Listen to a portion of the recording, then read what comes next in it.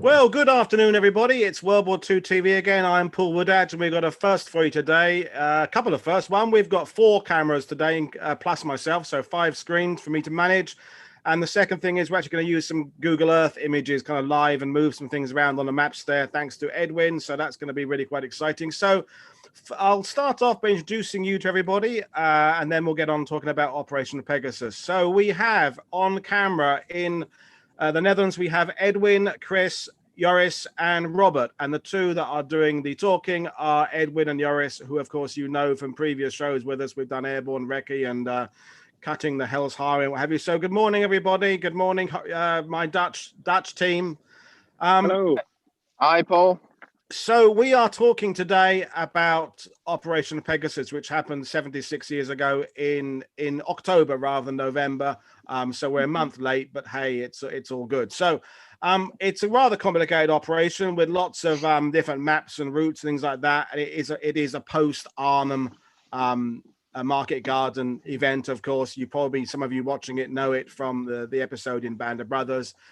With the scene of them going across the river. There's a lot more to the story than just that, and we will use Edwin and Joris's expertise to narrate us through the story. So I do apologize if I look a little bit lost at times. I've got a lot to manage today. I'm going to be managing the Google Earth, the images, trying to manage the camera angles. I won't necessarily be able to answer any of the questions on YouTube today because I just got too much on my plate, but I'll do my best if anything comes in. But we're going to start with I think Edwin's camera, because he's on the bank of the Rhine there, and we'll basically get going. So it is Operation Pegasus, and I'm going to hand over to my Dutch experts now, but we're going to start with Edwin first. So good, over to you.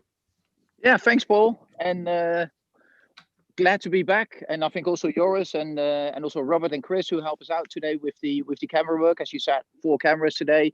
It's also because we have a lot of ground to cover geographically, and we really want to show everybody what happened during Operation Pegasus, especially on the north bank of the River Rhine. We all know the story from the south side, at least the popular story depicted by Band of Brothers, and that's just part of the story. And as Easy Company was just one of the many units involved in Operation Pegasus.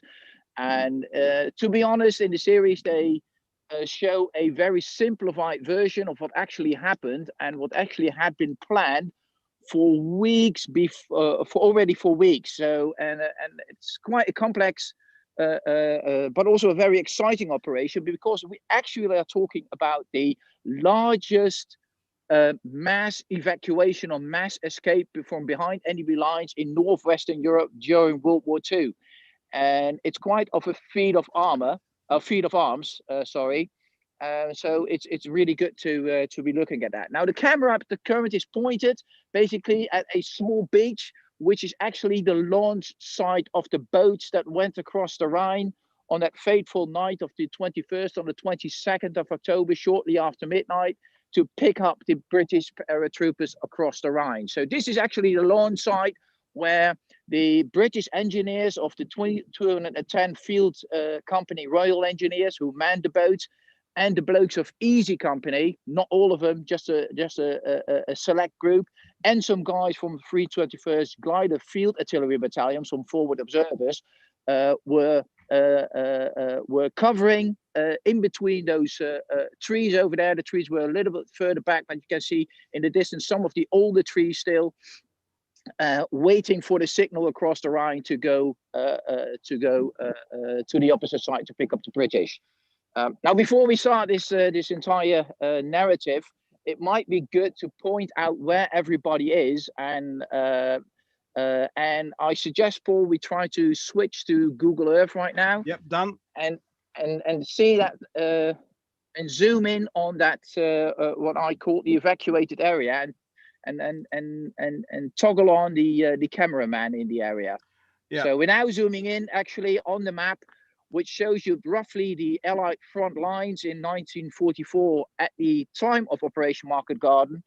And if we just would zoom in a little bit more towards Randwijk, if we can, Paul, yep. You will see, oh, thank you, that's excellent. You will see actually where we are standing in the field. So I am a little bit on the southern side. I'm just south of the Rhine here.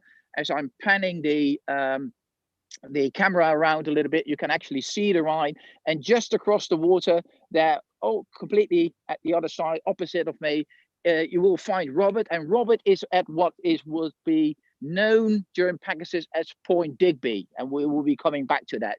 Joris is a little bit further back at the main road. Joris will be covering the walk for the final part of Operation Pegasus and the link up with the rescue party or the evacuation party, whatever you want to call it.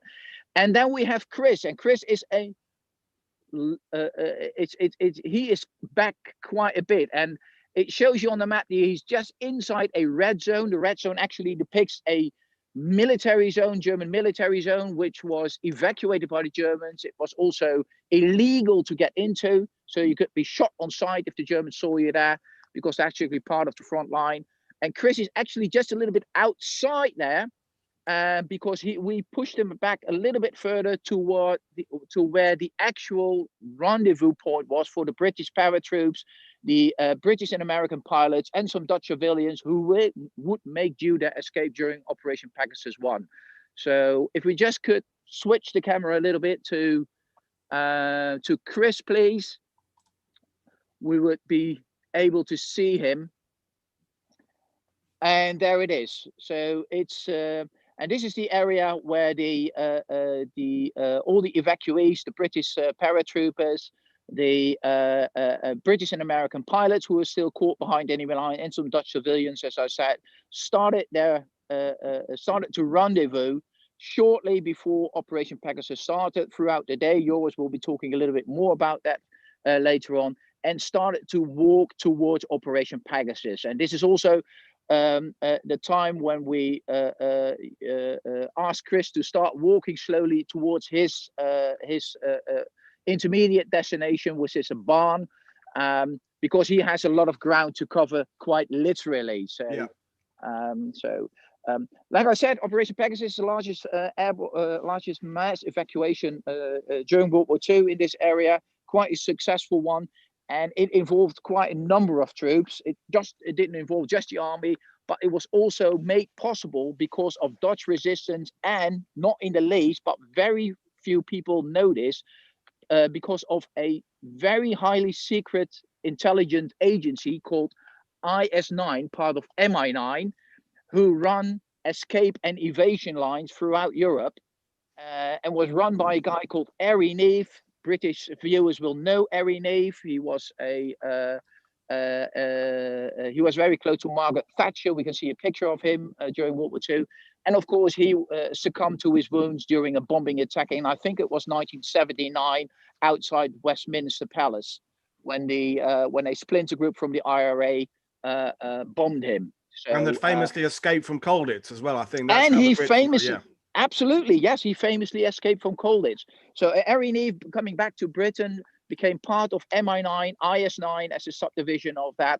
And he had not just the infrastructure, but also the practical experience to execute escapes, and also mass escapes from behind enemy lines. He already did that twice, one time in Brittany, and more recently, because of Pegasus, just a month before, he rescued about 150 American and British pilots who were in a resistance camp behind enemy lines in the area of the American 3rd Army. So he knew what it involved to be behind enemy lines. He knew what it meant to be escape and evading. He knew how you had to organize these things. But of course, he couldn't do anything by himself. He needed help. And this is where all the other people come in, as he needed all of them.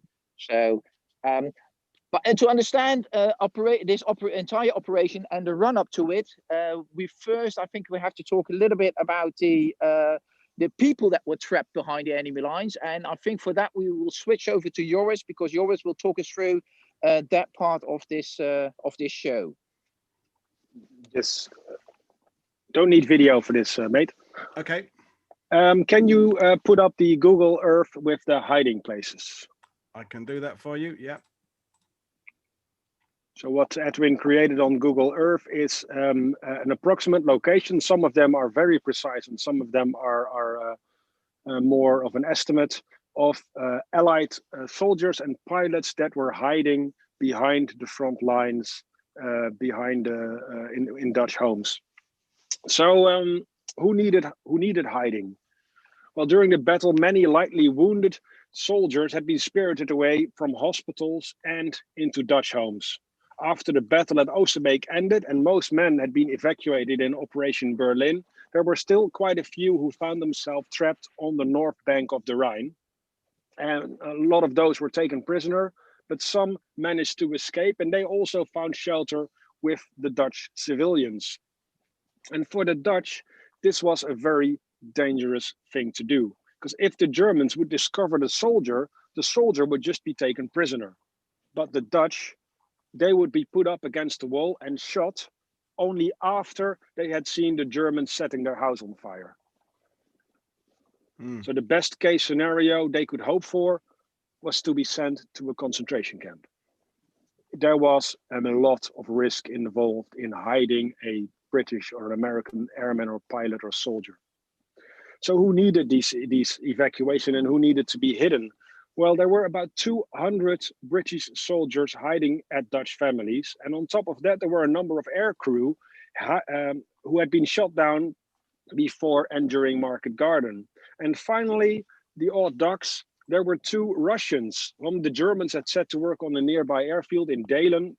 And during one of the bombardments of that airfield prior to Market Garden, they decided that it would be a nice opportunity to get away. And they also found shelter with the Dutch. These men were now hiding in Dutch homes, in barns, in chicken coops, and even in sheep pens in the area north of the Allied side of the Rhine. And when danger lurked, they had to be moved from safe house to safe house in order not to be discovered, because treachery was a common thing in those days. All in all, it was a situation that could not be maintained. Something had to be done. I'm going to talk about some of the guys involved who were hiding. You've got some pictures of those, Paul? Yeah. So we'll start with Brigadier Leftbury. Among the escapees were men like Brigadier Leftbury, the commander of the 1st Parachute Brigade. He was in the hospital and one day simply walked out of the front door when the German staff was not paying attention. He wandered around the Arnhem area until he got to the Johannahoeve farm, where he accidentally stumbled upon some other British soldiers who were in hiding there. And he also became a guest of a Dutchman now in Ede. Another person, Major Tony Hibbert, he had reached the bridge at Arnhem with the brigade headquarters, and after the battle had ended there, he was captured while trying to get back to the British lines. He was taken prisoner and put on a truck on his way to the 1st prisoner of war camp in Germany, but he escaped by jumping from that truck when it slowed down in a little village of Bremen. He managed to get away safely, but one of the German guards panicked and opened fire on the remaining troopers, and 4 British and 1 German soldier were killed outright, and 2 died of their wounds later.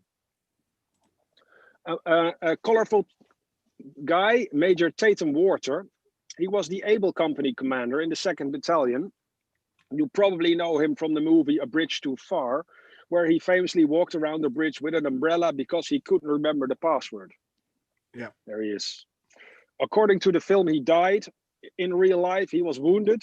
And after the fighting at the bridge had ended, he too was taken to a hospital. But with his second in command, he climbed out of an open window and stumbled upon a friendly Dutch woman who got them into hiding at a family again in Ede. And in the same house as Major Tatham-Warter was Lieutenant Colonel Doby. And he was the commander of the 1st Battalion, 1st Parachute Brigade.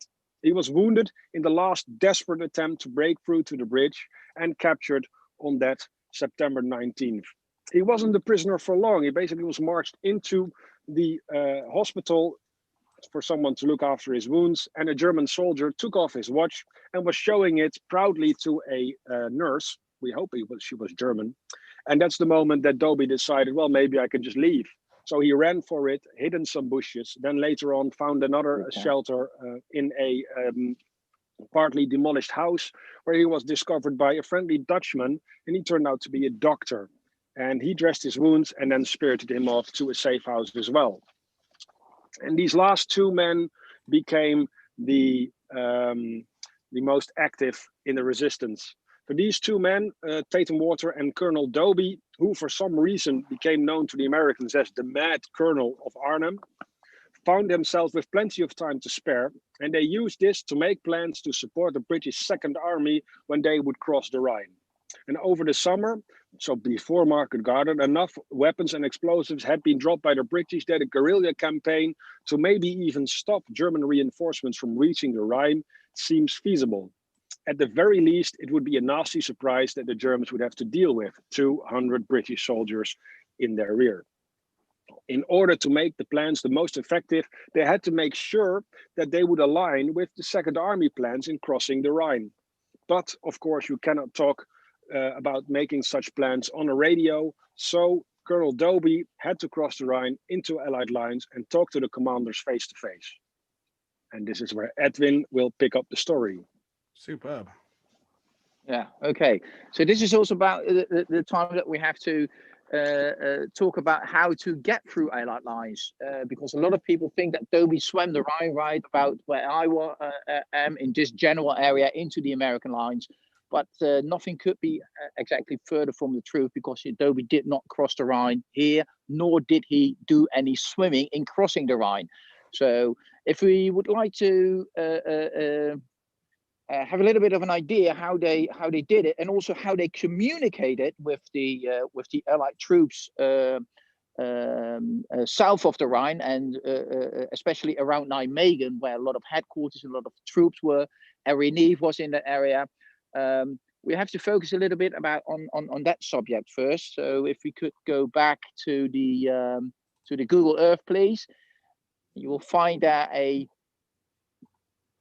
map on Google Earth, Paul, which says lines of communication, which if you activate it and double click it, it will zoom out a little bit and show us the different means of communications that they actually had, which were actually several. First of all, there was radio communications. I said that Arnhem, as part of IS-9, is responsible for setting up, organizing and supporting escape routes for, initially downed Allied airmen from behind enemy lines. And to do that, they needed the help, of course, of local resistance in the Netherlands, but also in Belgium, in France, and other friendly countries. And to organize such things, they would parachute agents behind enemy lines.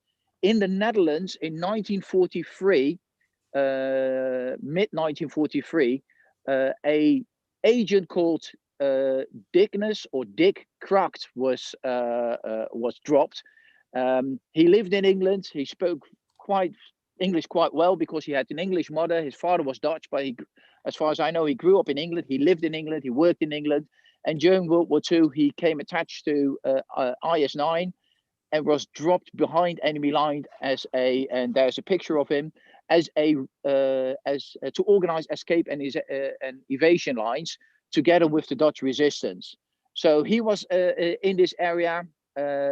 He brought his own radio. His radio was lost on the drop due to circumstances. So he actually started to communicate via different radio operators which were in the area. Deemed to be very dangerous because the Dutch resistance was known to have been infiltrated by the Germans, especially during what they would call the Englandspiel, the Germans, the English game. And the English by 1943, were quite well aware of that fact. So using different radio operators outside your own, let's say, comfort zone was deemed to be disastrously dangerous. But Dick Kracht had no option because his radio man would not arrive until late 1943, due to also different circumstances. So Dick Kracht in this area prior to Operation Market Garden, the organization that Dick Kracht set up with the help of the Dutch resistance already was able to help over 100 Allied airmen who were downed in the Netherlands to make due their escape through Belgium and France into Spain and back to England. So he was quite well set up in this area, you might say. And another person who was in this area was a Belgian, French-speaking Belgian SAS operative. Yes, it's indeed SAS, Special Air Service. And he was dropped as part of a Jetbird team a few days before Operation Market Garden. His name is Sadi Kirschen, also known under his assumed name of Captain King. He was part of the, and that's a picture of him. And he was operating also in this general area, basically with the mission to radio back to England, German reinforcements on their way towards Arnhem, but also German V1, V2 rockets, launching places, other targets of opportunity, etc., etc. So, and he was in this area, and because of Market Garden, he became, and the aftermath of Market Garden and his ties to the Dutch resistance, he became heavily involved also in radio communications on behalf of British 1st Airborne, men like Tatham-Warter and Dobie, and all the others to, communicate back to England. Now, both Kracht and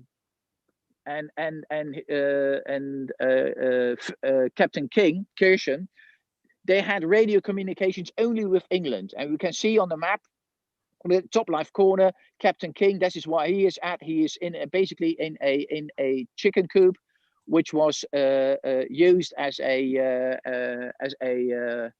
some sort of a hiding place where he would operate his radio. But all the messages that went from him or from Dick Kraft back to England would go to England, then had to be relayed several times. So before they were received back in Nijmegen by Harry Neve, who by that time already had set up shop in Nijmegen, it would take several days. So, and that's not a very satisfactory situation if you were trying to communicate with the enemy lines, because Harry Neve was very well aware, that's one of the reasons he came to Nijmegen from Brussels, that there was still, after Operation Berlin, the evacuation on the night of the 25th, 26th of September, from Oosterbeek back over the Rhine, in which about how many were there? 2,400 Allied or British 1st Airborne were evacuated from Oosterbeek at the end of Market Garden. They were very well aware that there were still dozens, if not hundreds, of people trapped behind enemy lines. And the question is how to get them out. Because you cannot, and especially Harry Neve knew this from his experience, you cannot keep these people in hiding indefinitely. Joris also explained it. It's too dangerous a situation. The escape lines they used to run were shattered because of Operation Market Garden and the Allied advance into the Netherlands. So new ways of getting out had to be found, had to be set up. And that also means that you have to communicate with the other end in order to organize these things.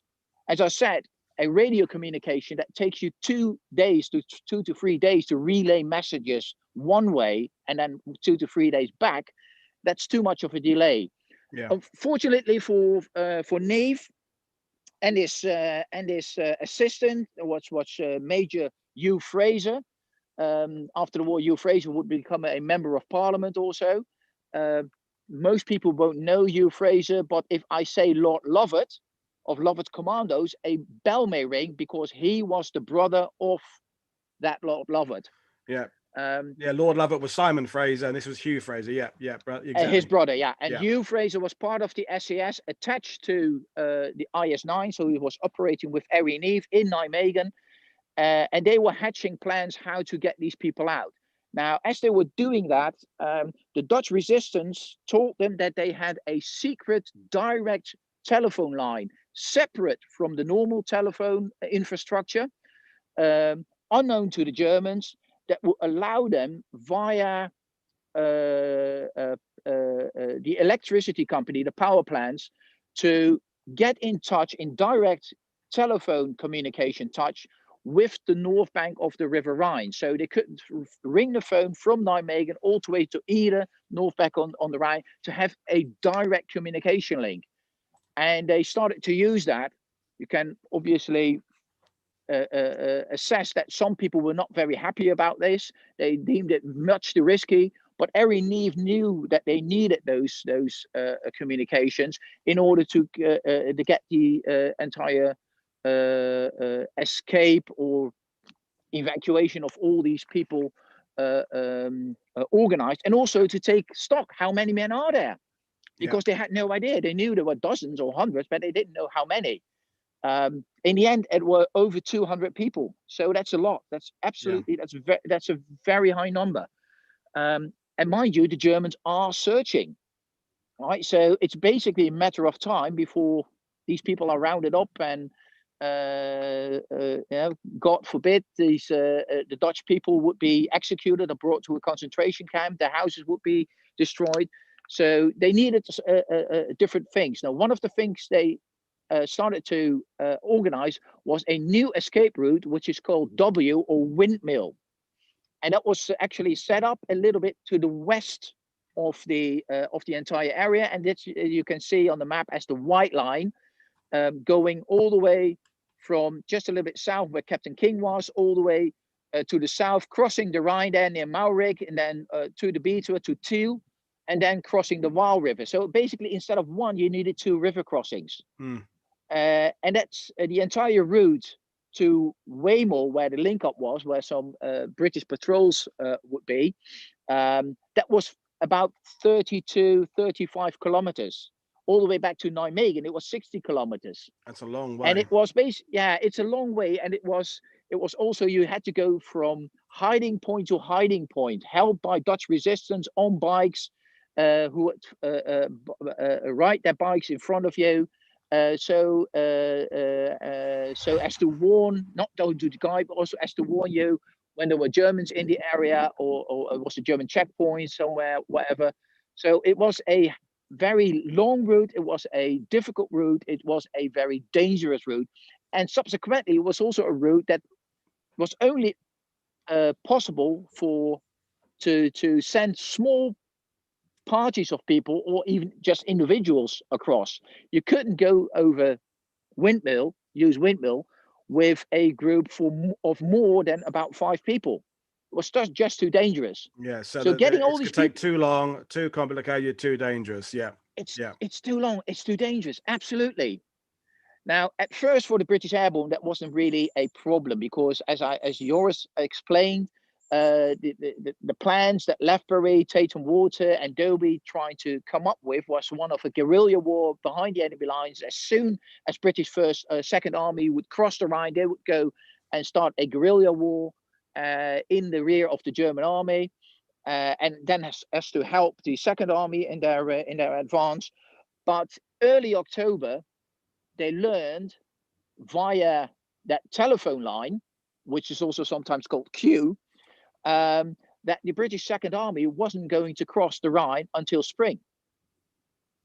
And all of a sudden, the problem became very urgent, because there was no way that they could hide 200 plus men behind enemy lines throughout the winter. Absolutely impossible. So Dobie, he was already sent down south, because Joris said he had to tie in his plans for the guerrilla warfare with British Second Army. So he would be sent down over windmill down south. And just the day that he left, on the 14th of October, in some of his, I have to say that in some of his reports, you will see the date of the 16th of October, but that evasion report of Dobie mistakes in the dates, we know from debriefs that he had after he came to friendly territory, that he was actually in Nijmegen on the 16th, and also that debrief says that he actually left on the 14th or on the 13th. So, anyways, Dobie at the moment, he wants to go south to tie in his plans for a guerrilla war, and to bring also some intelligence material, like photographs of German troop movements, etc. He was told, your mission just changed a little bit. because British Second Army is not coming across the Rhine. You have to go south and tie in the plans for a quick escape, because we have to get out here soon. So Dobie goes south, goes over a windmill route all the way south to Wemel, where he's picked up, and where he is where he's brought to Nijmegen, to IS-9, to Arnhem. After Arnhem, I think he picks him up, and from there they start hatching the plans. Now, windmill is not only, I have to add, is not only a hazardous, a very hazardous route to take with a lot of people, but it was actually also blown. And it was blown because once it was set up, Arnhem decided to post into the town of Tiel, just across the Waal River, one of his men, who has the code name Harrier, but we know his real name was Captain Baker, together with an American paratrooper of the 504 Parachute Infantry Regiment, who was a kind of a loose cannon. His name was Private Ted Bachenheimer. I think quite a few people have heard his name before. And they would operate part of the windmill route in the Tiel area. And they have been sent across in military uniforms, being explicitly ordered not to venture outside in military uniforms, but also not to change into civilian clothes and just stay indoors and only go outside in military uniform at night, not during the day. And just what happens, Paul, these guys just don't listen. They dress up in civilian clothes, go into Tiel during one of those days when they just arrived there, are being seen by a Dutch Nazi sympathizer, a Quisling as you would call it. Yeah. And this bloke sees them. He thinks that's odd, kind of suspicious. These two guys. He follows them, sees them going into the house where they hid. A farmhouse from a guy called Edwin, if I recall correctly. Goes back, warns the Germans. The same day or the next day, the German Sicherheitsdienst, the SD, the Gestapo, is on the front at the front door, and the entire family is rounded up. Her house is burned to the ground. Arms and ammunition are found in the house. I think the guy also hit a couple of other Dutchmen in hiding, and both Ted Bachenheimer and Captain Baker were taken prisoner. Luckily for them, they were back in uniform, so they were marched off as prisoners of war. But the guy who owned the house, Mr. Eben, he was executed very shortly after, and his house was burned to the ground, exactly as Joris told as it would happen. So, and with that, they just knew that windmill was not only a poor option, but it wasn't an option anymore at all. So the only thing that they can do, coming winter, coming the rise of the water in the rivers in late autumn and in winter, come the situation that the Germans are reinforcing the Rhine River embankment, they see no alternative than to plan a mass escape to get these people out in just one go. And this is where Operation Pegasus comes in. And also, this presents Arnhem with another problem, because his experience earlier in Brittany and also in France, when he did that previous mass escape in the US Third Army area, one of his main problems was that he didn't get full support of the local commanders, military commanders.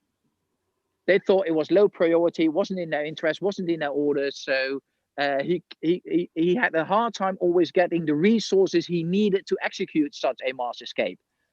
And that's the reason, I think, I can't prove it to be honest, but I think that's the very reason why they decide to go all the way to Dempsey to ask for permission and to ask for Dempsey to give the order to launch the operation. Because if Dempsey, General Sir Miles Dempsey, says, this is an operation, obviously it will get priority. Yeah, yeah.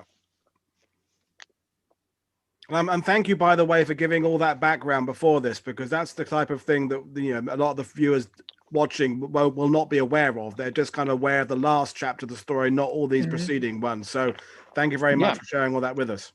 Well, we're very glad to share these things, Paul, because as you said, it's so important to understand the entire context of this operation, and also to appreciate the complexity and the sheer scale of this entire operation. And it's almost a one-off in history. So I think all these men involved deserve to be mentioned one way or the other. Yeah. So okay, I think we're going back to Joris now, because we now get up to the planning of Operation Pegasus. Yes. Yep. So Dobie had went through the windmill route, and he was now on the south bank of the Waal River at this time, and he went immediately to see Sir Miles Dempsey, as we all know, the Second Army commander. And Dempsey wanted to see him, wanted to hear his story, of course. And deep in his heart, Dobie was still hoping that he could persuade Dempsey into making this into a guerrilla war, which he had been planning. At least that's what he says in his own memoirs, in his own report about this. But of course, Dempsey's answer was not what Dobie wanted to hear, because he said, "Get him out." And now, instead of organizing a guerrilla war, which is far more sexy, they had to organize a evacuation. And Dempsey told Dobie to go to Horrocks, the 30 Corps commander, to work out the details, but not until the next day. So Dobie went to Horrocks, and he had a good dinner, and he was looking forward to a good night's sleep. But Horrocks had other ideas. The planning started immediately. And it is also in Nijmegen that Dobie met an old friend, Leo Heaps. And I think you have a picture of him as well, Paul. Brigadier Hicks, somewhere. No, Heaps. Leo Heaps. No, I haven't got that. Okay. If I have, I've lost it. I don't know. Doesn't matter. He was a Canadian lieutenant in the first in his battalion, and they'd gotten separated at Arnhem when Dobie was wounded. Leo Heaps made it back to Oosterbeek, and during the battle there, he had swam across the Rhine a number of times until he was finally captured, because one night after crossing, he accidentally stumbled into the German lines. When he was transported to Germany, he managed to escape, join the resistance, and make it back to Allied lines, where he met Major Neve and started working for IS-9. And Dobie asked him to join him on this operation, and he gladly accepted. So the next day, the 20th of October, Dobie went off to the island, to the Betuwe, to talk to General Taylor of the 101st Airborne Division, who referred him to Colonel Sink of the 506th, and they were together to finalize the plans for what now became known as Operation Pegasus. So why the 506th? Why Sink? Well, the location that they chose to ferry the men across the Rhine was in the area of the 506th. The date was set for 23 to 24 October, and final plans were now to be made. However, when Dobie talked to Tatham-Warter on the illegal phone line, the Q line, a new order by the Germans threw a spanner in the works.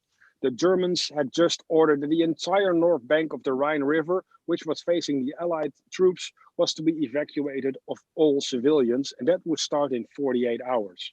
So the red section that you saw around the Rhine River, at first, you can see it on the Google.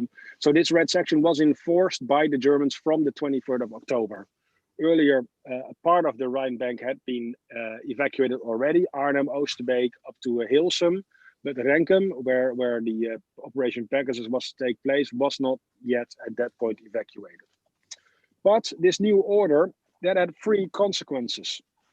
One, the operation had to be completed on the 23rd of October, so the whole plan had to be advanced for 24 hours to the night of 22 to 23 October. That meant it would not be possible to get all the airborne men to the RV in time, and a second crossing point was therefore not required. Number three, there would be a lot of movement on the roads of all the civilians that had to leave their houses and find a new destination to live. And all that movement would make it very difficult for the Germans to check all traffic and check all papers. So that would be the perfect moment to launch the operation. And the whole plan was now coming together quickly, and it was naturally split into two separate areas, above the Rhine and below the Rhine. Above the Rhine, north of the Rhine, that was to be organized under the control of the Dutch resistance. And they would bring all the men to the RV that we've seen earlier. And from there, they would walk through the woods to a barn. And we've seen Chris already walk most of that route through the woods. And he is now near the barn. And at the barn, the operation would be taken over by the soldiers as it became the most dangerous part. They would be out of the woods, out of the cover, and through the open fields, and maybe even fight their way to the Rhine River. They were to make themselves to Point Digby, which was named after Tatham-Warter, Digby, Tatham-Warter. And there they would flash with a red torch, a signal for the rescue party to cross the Rhine and go and fetch them. South of the Rhine, a lot more had to be organized. Many units of the 101st were involved in the planning and execution of this operation. For instance, the 81st Anti-Tank, Anti-Aircraft Battalion was ordered to start firing tracers with a 40mm Bovers on the dike every night in different directions. And the operation was kept so secret that even the commander of the 84th, Colonel Cox, had no idea why he was firing his guns. So he went over to Sink one night and said, "Come on, please tell me what's going on. Why am I shooting my guns?" Sink wouldn't tell him. But it turned out, of course, that the beacon function of these tracers would be used by the escapees to make their way towards the Point Digby. The 321st Glider Infantry Battalion was involved. They sent two forward artillery observers with the party crossing the Rhine in order to call in artillery if required. The British 290th Company field engineers would bring in the boats and would do the actual ferrying of the troops. And finally, because Point Digby had to be protected in case of trouble, about a platoon from Easy Company 506 was also selected. They would cross the Rhine and they would cover the flanks, while others from the company and the regiment and other units as well would provide fire support from the south bank in case of trouble. Well, if that's not enough, an elaborate artillery plan was also created to box in the evacuation site, to keep the Germans' heads down and to, let's say, discourage them from wandering out into the area and discovering the operation. So all around the route, these shells would start falling all through the night. Once the men would be safely across the Rhine River and on the south bank, white engineering tape would guide them to the riverbank towards the village of Randwijk, and there would be waiting for them a cup of tea, a mug of rum, and some buns. So what Edwin said, many units were involved. It wasn't just it wasn't. Yeah, an and I'm glad you. did.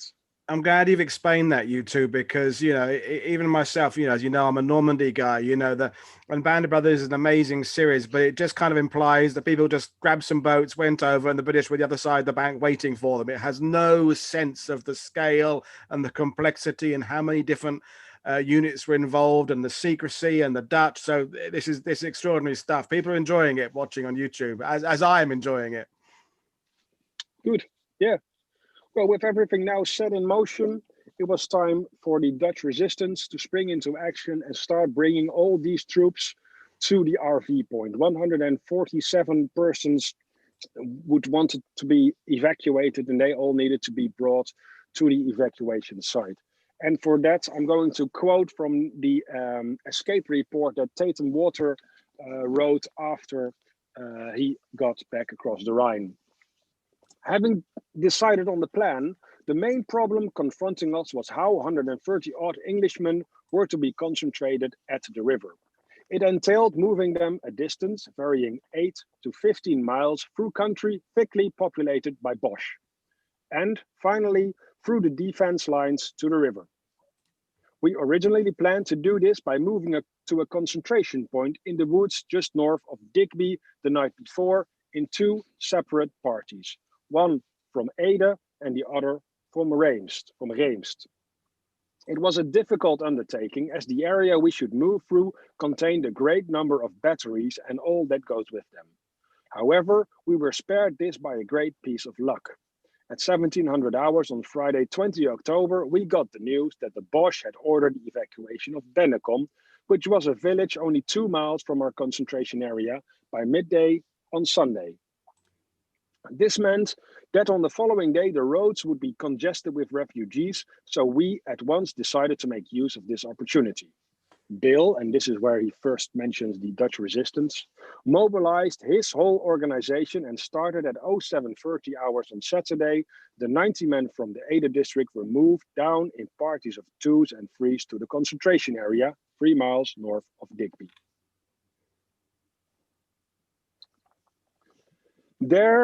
There were 1 or 2 ugly moments, but by 1730 hours, the concentration was complete and the whole party had been equipped with uniforms, weapons and food, which had all been transported to the area by horse and cart. There still remained the problem of the 40 men from Reemst. We had decided to move them down in lorries provided by the Dutch Red Cross, starting at dusk on the evening of the crossing. And Tony Hibbert was in charge of this bit of the evacuation, and he remembers it as follows. After dark, 2 Chevrolet trucks arrived in Reemst, though both had been so heavily repaired and patched up over the years that they bore very little resemblance to their original condition. Hibbert believed that the only way he could fit the 40 men in the vehicles was for half of them to lie on the floor and act as a manner of cushions for those men carrying arms. There were no volunteers for the underdogs, and a degree of argument followed, but was abruptly ended when, for no known reason, several bursts of nearby machine gun fire were heard.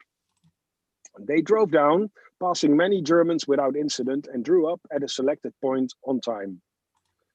Along the way, on strategic locations, men and especially women of the Dutch resistance were positioned, and if they would stand next to their bicycle, everything was clear. But if they pretended to work on their bike, there was danger ahead. Luckily, there were no danger points. They had chosen a bad moment, for as they debussed, a German bicycle patrol came down the road and had to slow down, ringing their bells to get past the congestion on the road. They didn't appear to notice anything wrong, not even the Dutch guides shouting instructions in English. Can you imagine? It is really beyond belief that this whole thing came together as it did.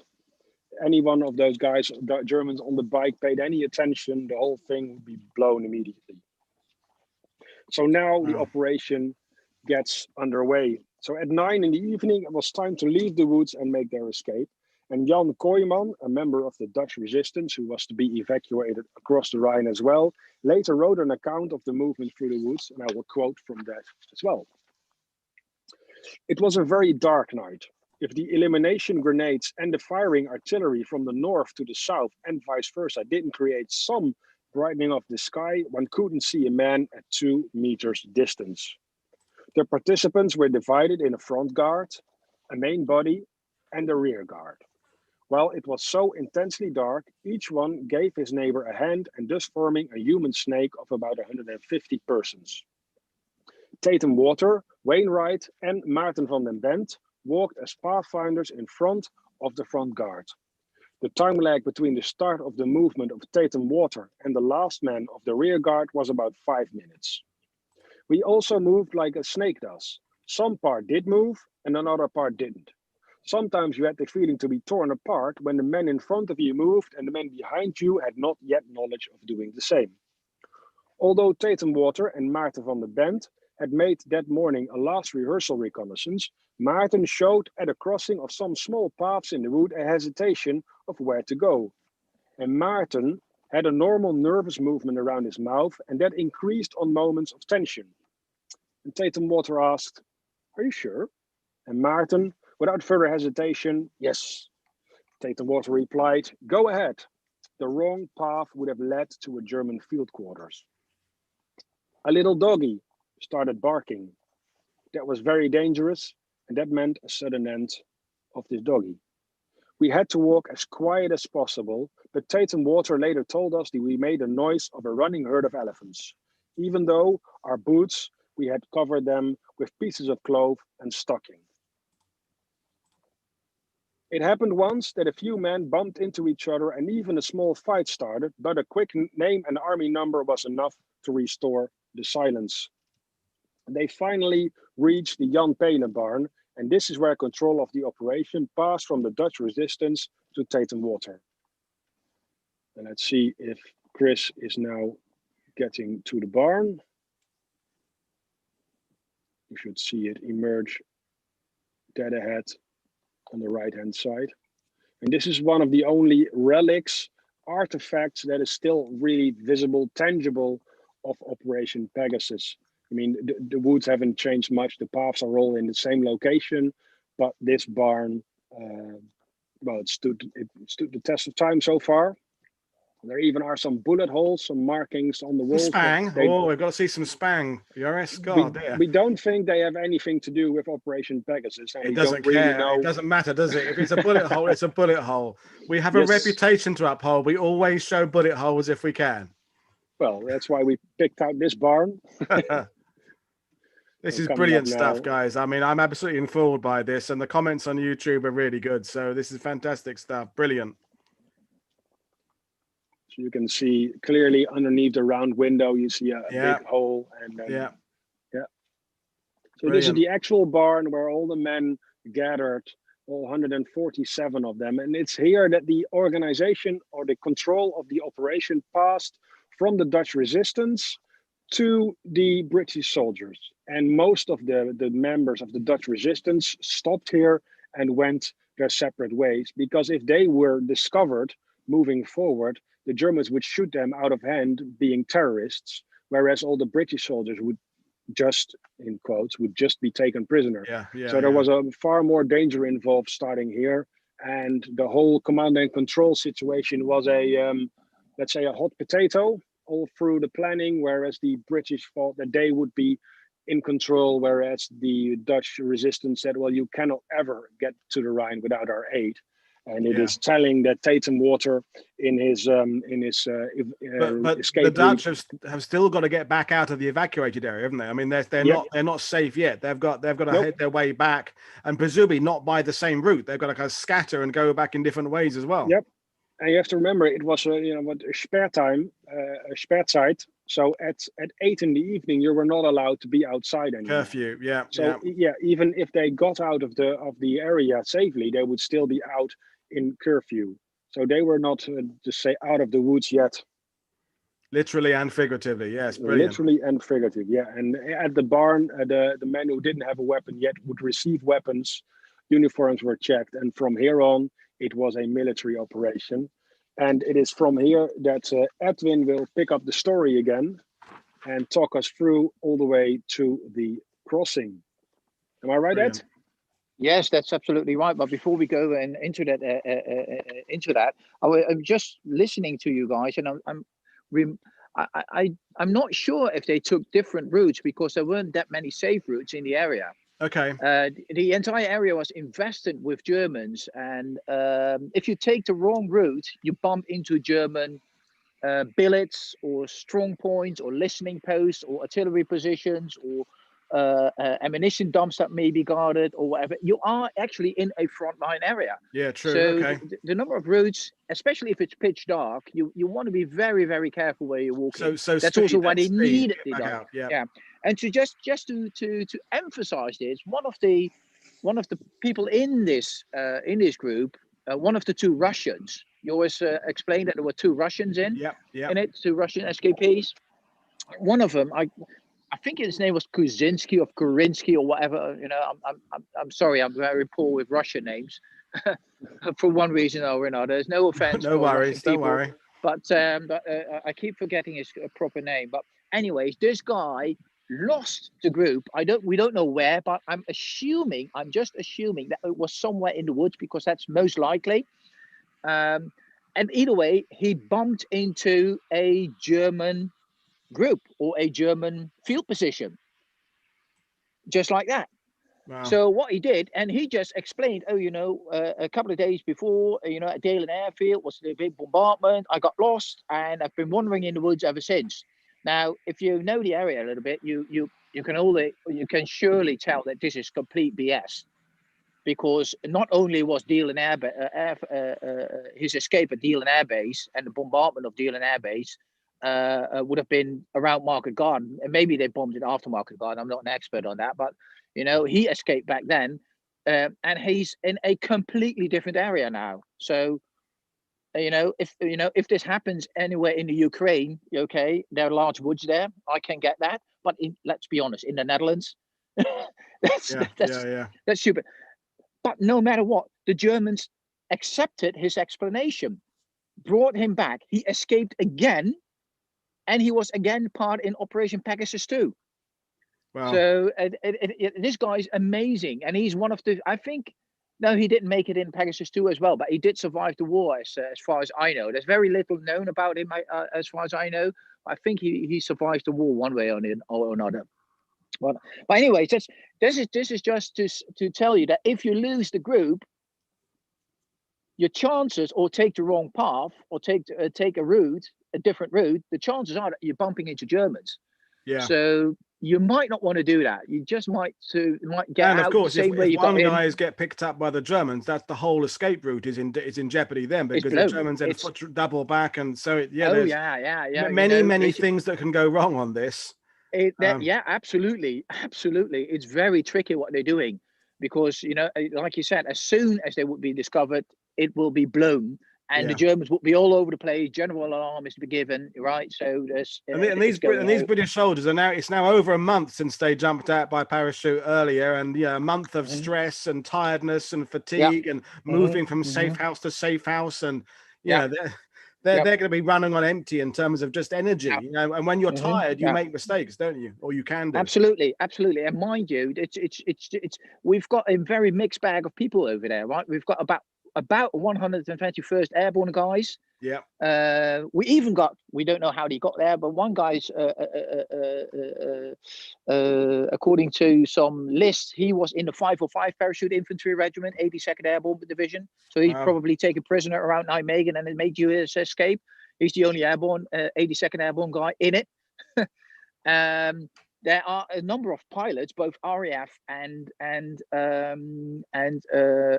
US Army Air Force, and some Dutch civilians. Now, both these latter two groups, they don't know how to move behind enemy lines in the dark and fight. They're not infantrymen. They're not trained as infantrymen. And having said that, most of the British paratroopers in that group are all Royal Army Medical Corps. They're not the infantrymen. Yeah, the ones who stay. Of course. Yeah. So there's a fair amount of riflemen and the genuine fighters, and they will form the head of the group and the tail of the group because of security. But mind you, the balance of the group is not very trained or equipped to do this type of operation. Not to the least, and that's also the reason why Tatham-Warter comments that them starting to make sound, and it seems that a herd of elephants or buffaloes is passing by.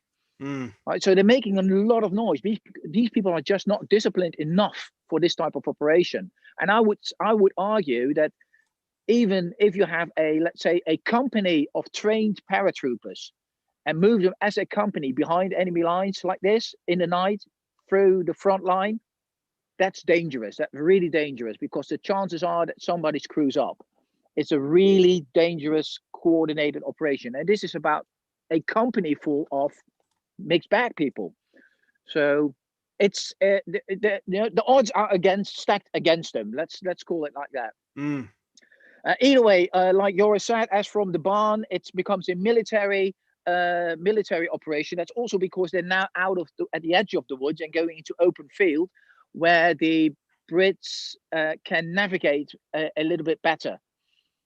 So that's and as they are coming closer also to the German frontline positions and the listening posts and the observation posts, they really don't want the Dutch in charge anymore. So I think that's the most important reasons we could sum up why Tatham-Warter is now taking full control of the entire operation north of the Rhine. Yeah, and I'm switching between Joris's and Robert's cameras now to give the viewers an idea that we've gone from the woods to the open country now. And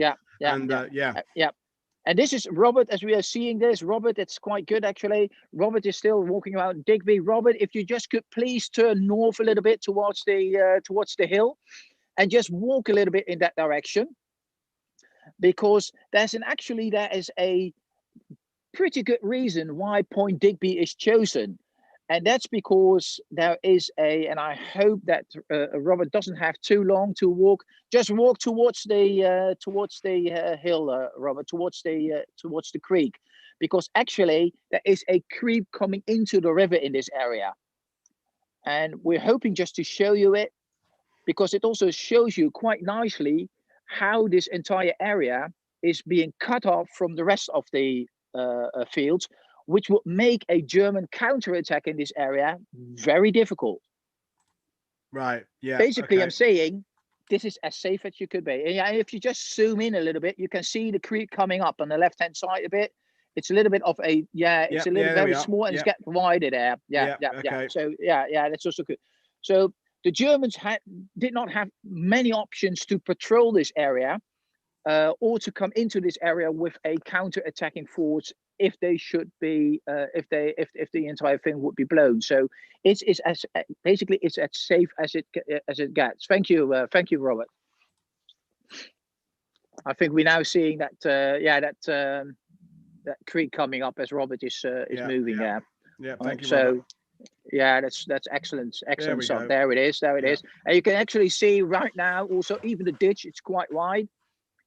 And mind you, water level's a little bit lower than back then. We had a couple of dry summers here in the Netherlands, so water levels are low as a whole. So it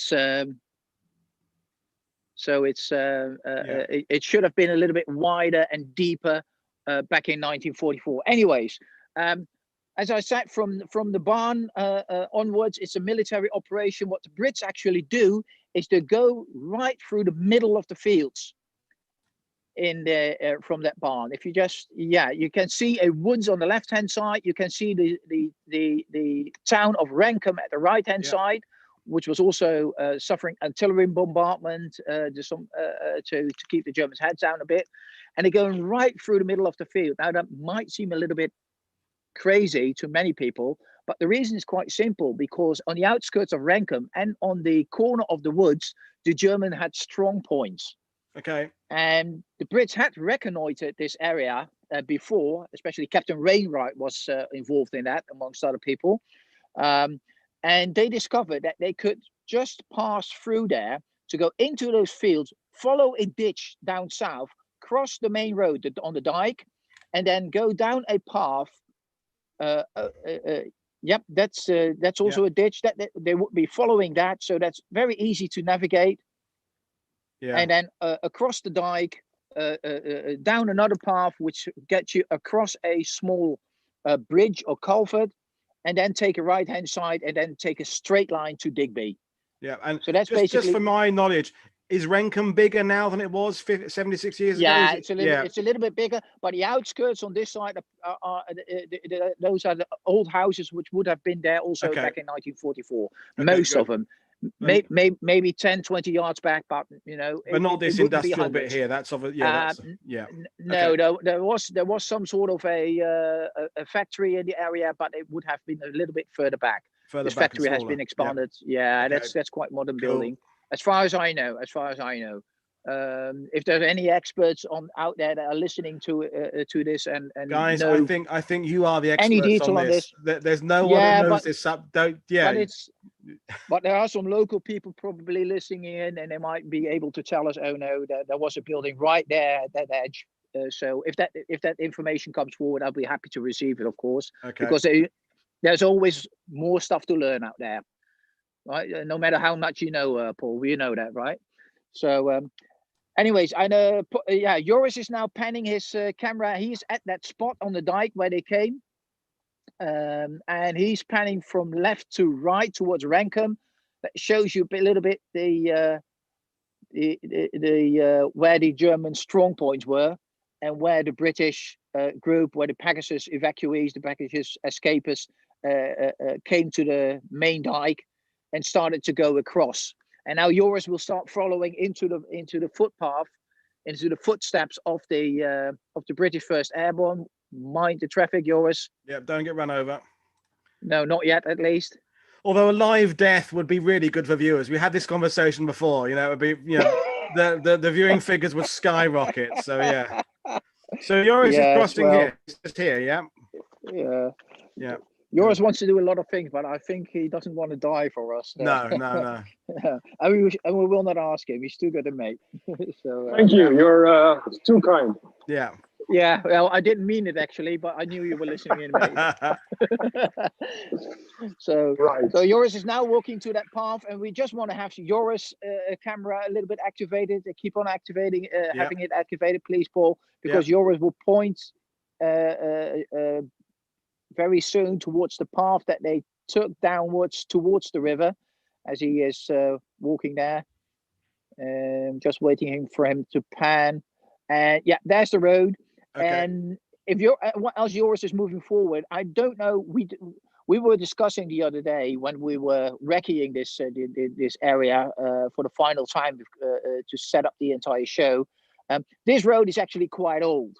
You know, it's a really old road, as you can see. Yeah, we do not know if these stones were in 1944, so if they were pre-war or post-war, but they are very, very old. So it just might be that these stones were the exact same stones that the escape party walked over. Can't tell. Might have been, again, it might have been still a dirt road, but it could very well be looking at the age of those stones and the wear and tear on it, that they look really, really old. Yeah. And Joris is now walking down that path and still going pretty well. Tatham-Warter is quite concerned because of the noise that they're making, and the noise increases constantly. So he knows that there are German patrols out there, the German listening posts out there, the German strong points out there. So it's getting really, really tricky to get this group through safely. But for some reason, the Germans are not responding to the noise. They're not bumping into anybody just yet. And one of the reasons is basically also given later by Tony Hibbert, when he said, you know, I think the Germans did hear us. But the fact is that the 101st Airborne Division, 506 Parachute Infantry Regiment, they have been patrolling this area very vigorously in the past couple of nights, and basically claimed this part of the ground and chased the Germans away in patrolling and probably some firefights in the nights before. So probably the Germans heard something, he said, but they would be too scared to take us on because obviously this is a large group. Yeah, well, exactly. You don't move out unless you have a good idea you can overcome an enemy. So if the Germans, there's only 6 of them or something, and they hear noises, you don't move unless you're certain you're going to. So Tony Hibbert could not really prove it, but it is quite an interesting, theory. Now, 506 guys, I know a lot of people will immediately jump into, oh, that must have been Easy Company. No, I'm sorry, that wouldn't have been Easy Company. Because 2nd Battalion 506 was actually in divisional reserve at that time. That's also the reason why 2nd Battalion was chosen to assist in this operation by bringing people across. It was actually 1st Battalion 506 who was on the front line in this area. And if Donald Baguette, I think you know his name as well, very well, Don Baguette, if his memoirs in this of this particular area and this particular time serve him correctly in his book, then he was actually in Randwijk with Able Company. They were holding a Randwijk, and he also, I think, he also mentions Pegasus and that he has been part of the picket line group. Yeah, that's right. Who was set up along the white tape to guide the guys back to Randwijk as they would be coming across the river. So you can see that's even in the 506, there's a lot of people involved. Yeah, absolutely. It's again, it just shows you how complex an operation this is. So so Joris is now just into the fields. If you just stop there for a second, Joris, and could pan back the camera back to the road again quickly. I see exactly what you are, mate. Very good. Just about there where he entered the field, where those trees are, a little bit at the right side. Yeah, the trees. Yeah. This is about where they ran into a small German patrol. And supposedly there has been some firing. The Germans fired. Captain Wainwright, I think it was, fired back his Sten gun, and the Germans basically, filtered the way into the night. The British at that point, especially Tatham-Warter, Tony Hibbert, etc., they were very scared at that point that the Germans might open up with everything they got, but the Germans, for some reason, did not respond in full. So, and that again probably had something to do, they thought, with the fact that the 506 patrolled that area so vigorously the previous few nights. So, and for now, it's trying to get to Point Digby, but you have to remember that it's a very dark night. There's no moon, as far as we know. There might have been overcast, I don't know. But all the reports said that it was very, very, very dark. And from where they entered the field, it's basically a straight line, but it's so easy to just divert a little bit further south so that you get onto the Rhine embankment at a different spot a little bit earlier than at Point Digby. And this is exactly what happened. Now, if you just briefly look at the other side of the Rhine, which is my side, then just in this area where I am, the boats were waiting. They were waiting already from about 9:30 in the evening, just in this area, just behind me where I'm panning the camera there. There's some original trees there. And this is the area where the boats for the evacuees would be a little bit to the east over there. There would be a patrol group of Easy Company, and also over there about 100 yards or so, there will be also patrol boats of Easy Company. So Easy Company, the guys of Easy Company, I should say, that were in, it was about a platoon-sized group. They were not all from the same platoon. It was a mixed bag of guys handpicked by Moose Heiliger. And they were basically involved to provide flank security for this entire evacuation. So their job was to create a safe bridgehead across the Rhine, as we see a picture of Moose Heiliger, the guy who followed up Dick Winters as the company commander of Easy Company. So their job was basically to form a secure bridgehead through which the evacuees, the escapers, could get into the boats and be ferried across the Rhine back into safety. That's the task of Easy Company. A very specific task, but mind you, nonetheless, as all of these tasks, a very important and a very crucial one. Yeah. There's not just Easy Company over there. There's also a Lieutenant Frank Rees over there. He's from 2nd Battalion Headquarters, and he is in charge of the machine guns. So they also brought a couple of machine guns across to give extra covering fire.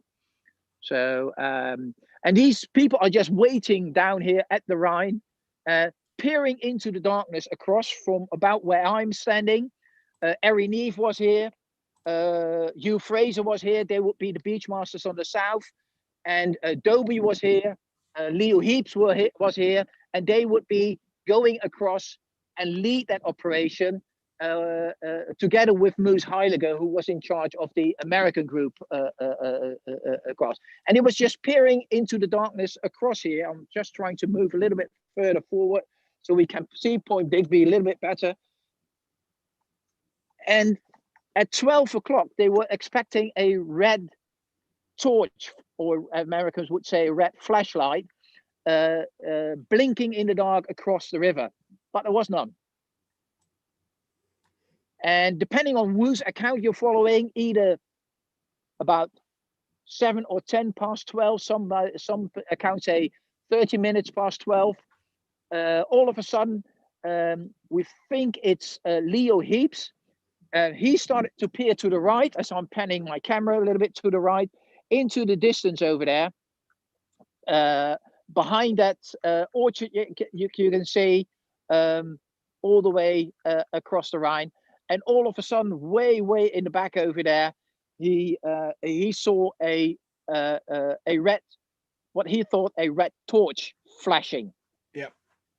He immediately runs back to Dobie and says, "I've seen the torch. It's about 400 yards to the east."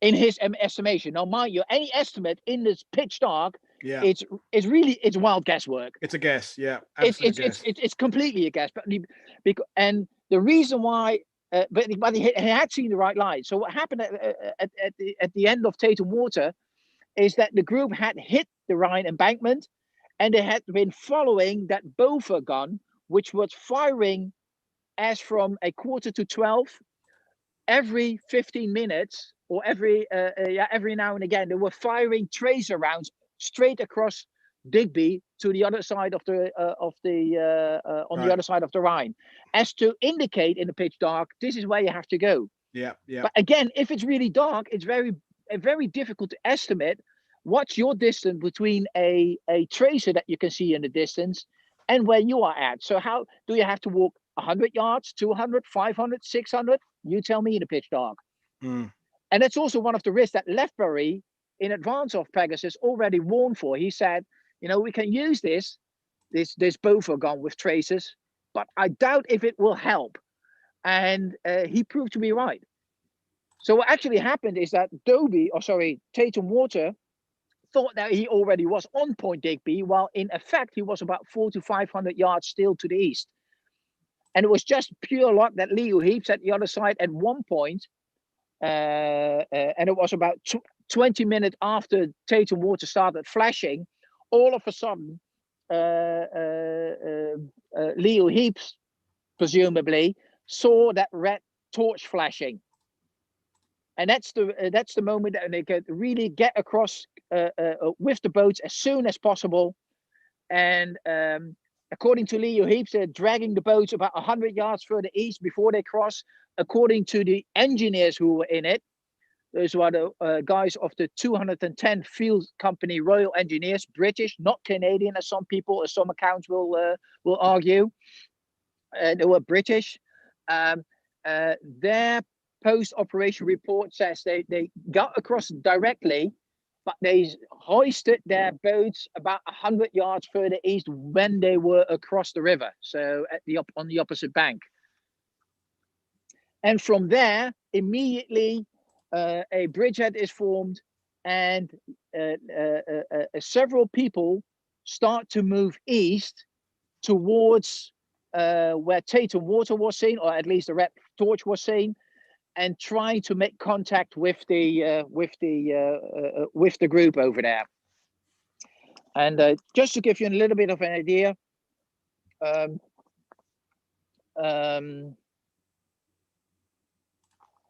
what happened then? So basically, we do not know who actually made first contact, because there's two accounts. Leo Heap says that he was making first contact with the group. Mm-hmm. He was with a Sergeant Linwood Belisle. I always thought he mistaken him for a Carwood Lipton, but right. I found out that there was actually a Linwood Belisle in the 506. He was also at 2nd Battalion headquarters, right. And he ostensibly also was in Pegasus across the Rhine. So he might have been in a group of Lieutenant Reeses. I don't know. But Leap says that this American sergeant was with him, Belisle, and they were lying in the grass, trying to and moving forward, trying to make contact with that group. And in his memoirs, Heaps says basically the following. I will read it aloud because it's actually quite a good bit. A flare shot up from behind the trees a few hundred yards north, illuminating the water. We stopped. Then, in a few seconds, enveloped again by the darkness, we went on. After a little while, I heard a strange sound like wind rustling through the meadow. But there was no wind. We advanced a few feet further, listened, and waited. The distant rustle of grass changed slowly, imperceptibly, to a multitude of shuffling feet. But I saw no one. Belisle set up his light machine gun. The sound started and stopped several times and then gradually became louder. The origin was now unmistakable. A grey amorphous column took shape in the dark, shuffling slowly over the meadow. The column seemed to have no end. We let the first men pass. Then I saw they were the invaders. So that's the account how Leo Heaps made contact with the invaders. But we also know that Moose Heiliger went forward and in order to try to contact them. And we know that because actually Moose Heiliger in December 1944 was recommended for and received a British military cross for his part in Operation Pegasus. And part of his citation says that he was the one who also went out and made contact with the invaders. But of course, you know, those are different accounts. Like in many of these places, we never know for sure what happens. But we do know that the contact was quite non-military like, and we know that because of the account that Leftbury, Brigadier Leftbury, who was also with the group, told afterwards. And Leftbury actually stated, we flashed the light signal across the river and waited. Nothing happened. There was no sign of boats, no sign of movement anywhere. We waited for an awful 20 minutes or so. When we made the plan, I commented on the difficulty of knowing where you are directly under fire of both of us. And I was sure that the fire had crossed the river further downstream. So Leftbury was actually correct. We continued signaling until suddenly a voice came out of the darkness, which says, "Are you people by any chance looking for some boats?" To which Tatham-Warter calmly replied, "Well, actually we are." And that's what Leftbury has to say about this. So this is a completely different account than Leo Heaps's. So it's difficult to say what happened, but in my estimation, I think both Leo Heaps and Heiliger went out there, and my guess would be that Heiliger was the guy who actually contacted the group first, and as they were moving further, they also stumbled into Leo Heaps because Leo Heaps goes further into his account, and basically the first thing that the Brits are saying to him are, "Where are the boats?" And that's quite a different conversation than Leftbury has overheard. I mean, first contact. In a sense, it doesn't matter, does it? I mean, with what's going on, the number of people, it's very stressful. It's dark. Absolutely, and that's also, yeah, and that's also. I'm glad you say that, Paul, because that's also one of the things I wanted to comment. It doesn't really matter, but it also shows you, and that's also why I present these different views and the different ideas and accounts, because this is what happens in this confusing, complex night operation with no light, no moonlight, no darkness, very much under stress.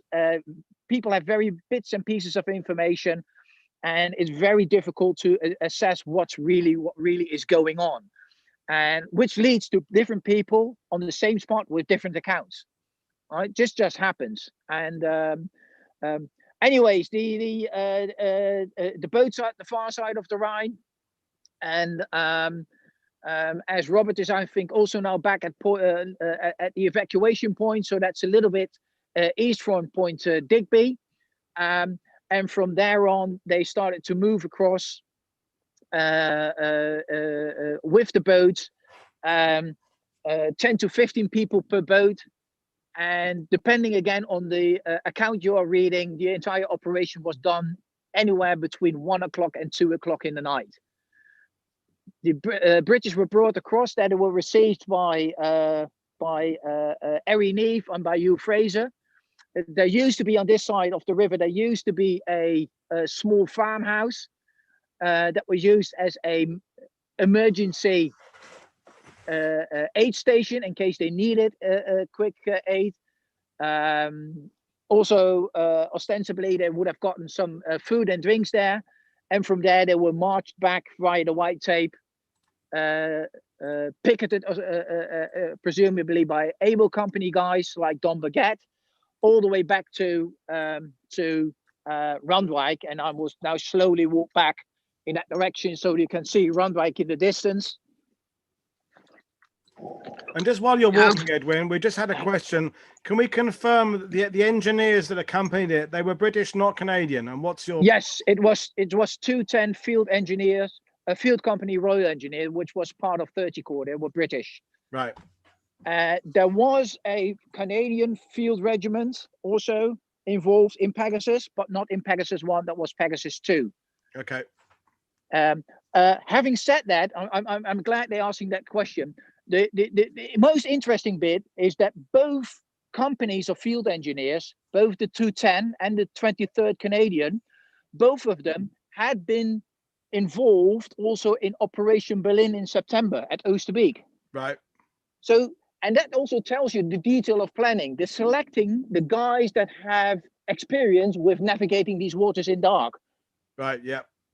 Right. So it's all very well planned in my view. So I'm now pointing my camera back to, as you can probably see back in the distance, we see Randwijk. You can just see the church. Yeah. Way in the back, I hope. So this is where they go via the white tape. Behind the dike over there, they will be being picked up by trucks, by jeeps, etc., and other vehicles, and then brought back all the way to Nijmegen. The entire operation, 147 guys came out, no casualties except for one, and that's Major Tony Hibbert, who being driven back on the, I think it was either on the back or on the bonnet of the Jeep towards Nijmegen, got into a little accident. He fell off the Jeep and broke one of his legs in different places. But that's the only casualty they had. Wow, amazing. Yeah, he said about that, it was a thoroughly unsatisfying climax to a thoroughly unsatisfactory battle. He spent 5 months trying getting back on his feet. Wow. Okay. So Joris, as you come in, I think this is also a good spot to turn over to you for the final bit. Mm-hmm. Yeah. Well, the men, when they came across the Rhine River, they were taken to Randwijk. And there in Band of Brothers, there was a wholesale party going on where everybody was shouting "Currahee" and Easy Company. What we do know is that they were received in a barn, which was the HQ of a 101st Airborne unit, where they got rum and tea and buns, but I think mostly rum and buns. Yeah. And from there, they were moved to Nijmegen. Only the 2nd Battalion Commander, Major Strayer, he invited Colonel Doby to spend the night in his command post. In England, they were stationed not far from each other, and they'd become good friends, and now they finally met again, so that would be a nice idea. However, the earlier in the day, the command post had received a number of hits from a naval werfer, and it looked a bit worse for wear, and Doby passed on kindly and went back to Nijmegen to safety.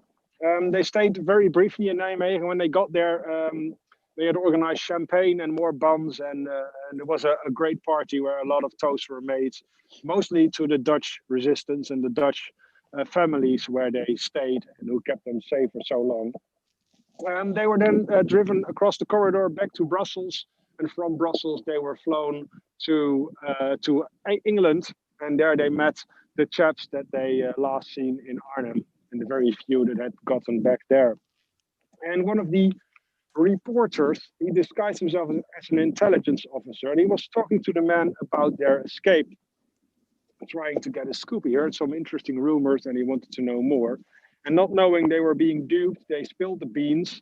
And not long after, a big article appeared in a British newspaper. It was headlined, "Arnhem men drove through German line in lorries." Since these newspapers were also for sale in neutral countries, the Germans may have learned about the operation and details of the operation through it in a matter that was sure to piss them off. Yeah, definitely. So in the haste in which Operation Pegasus 1 had to take place, it wasn't possible to get all the men to the RV and across the Rhine. Therefore, a sequel was planned, and by Major Neve, Operation Pegasus 2. Neve had heard from the men who had returned over the Rhine that at least 150 more men were still in the Arnhem, or on the north side of the Rhine River, and they needed to be rescued. Most of them were now airmen as well. However, the Germans had by now expanded the evacuation zone from 2 kilometers to 10 kilometers from the Rhine, meaning that no civilians were allowed in a 10-kilometer wide zone that bordered the Rhine. This meant that the soldiers and airmen had a far longer route to walk and through an area packed with German soldiers who were on the lookout.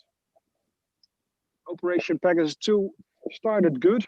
On the early morning of the 18th of November, the operation began and the men started marching towards the Rhine. The first leg was completed without incident, but then disaster struck. Just as they were near the Ginkel Heath, the drop zone Y that was used by the 4th Parachute Brigade, they were spotted by a very active sentry who immediately opened fire with a machine gun, and then star shells were fired. And of the 80 men, 30 were captured and 50 scattered into all directions and were later back at Dutch families. At the end of the night, only 3 men made it across the Rhine, 2 Dutchmen and 1 Brit. So that operation was rather a disaster. Yeah. And to go full circle, on September 17th, Edwin and Joe Hook did a live stream about the reconnaissance squadron and their attempted coup de main operation. And one of the troopers who was in number 7 section, the one following up on the reconnaissance of Lieutenant Bucknell, he made it across the Rhine. His name was Henry Crowder. Yep, showing his photo now. Yep, in blue. And he was evacuated during Operation Pegasus. And his friend was McSkimmings. He's on the top left, slightly above him. He was killed in the battle. And every time that Trooper Crowder returned to Arnhem, he went over to the war cemetery and visited his grave. Wow, amazing stuff, guys. So, well, I mean, we're an hour and a half. Amazing. This has been enthralling. I've enjoyed it all. So we're going to bring things to an end fairly soon. We've got a video to play, folks, which Edwin prepared, which is the list of all the known people who were part of Operation Pegasus. I'll play that in a minute.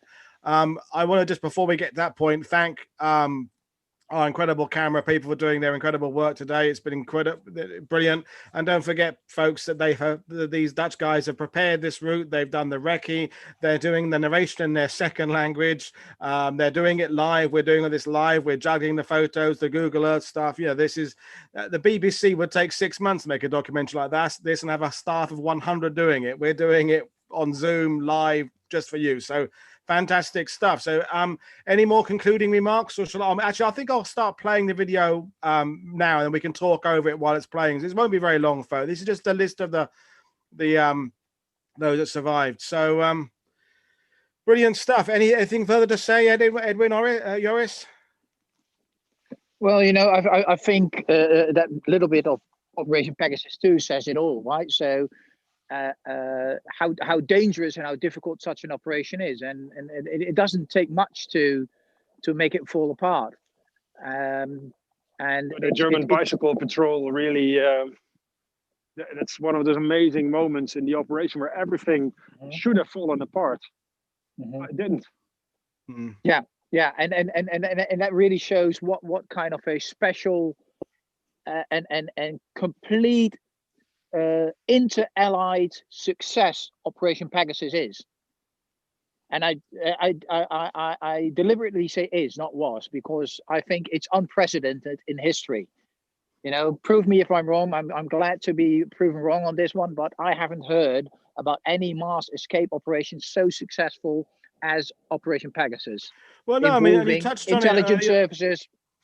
You touched on it earlier, Edwin, about the IS-9 Air Neve, and we had Helen Fry, of course, on a week or so ago, talking about the establishment of MI9 and all the work they've been doing since 1940 to improve the escaping of allies out of occupied Europe. So a lot of this was put together quickly, but it was based on information that had been gathered over the previous 4 years. So they weren't going in completely blind. They were taking advantage of Air Neve's knowledge and his experience and the other people involved in this. And so Yeah, incredible stuff. So this has been absolutely extraordinary.